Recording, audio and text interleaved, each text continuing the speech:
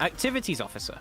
The Activities Officer oversees student activities. They work to enhance participation in activities such as societies and student media groups. Hi, I'm Amberly, and I'm joined by Kaitlyn Beattie-Zarb, who's running for the position of Activities Officer. So, Kaitlyn, please can you tell us a bit about yourself and why you're running for this role? Yeah. Hi, everyone. I'm Kaitlyn.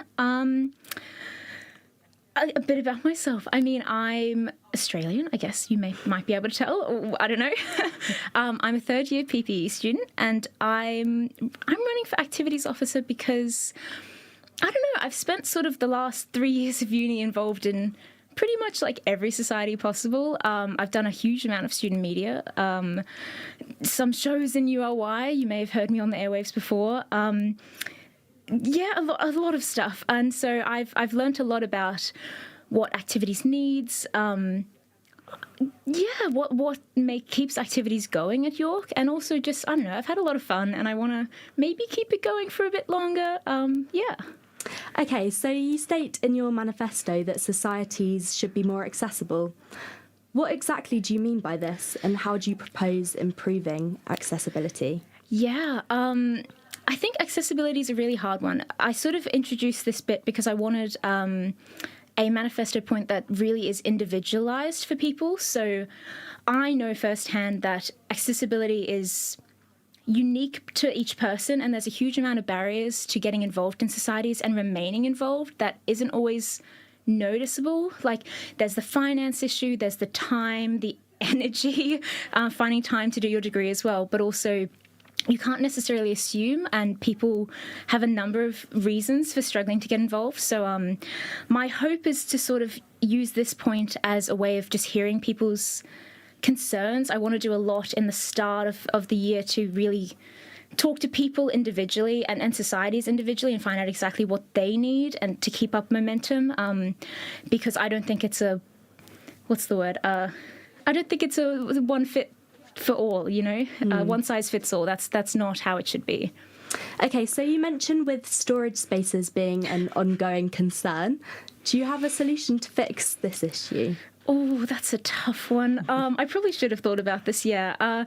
So I'm in a lot of student media groups, which means we're quite lucky in that we do have storage space, and we're doing a bit of an office move right now.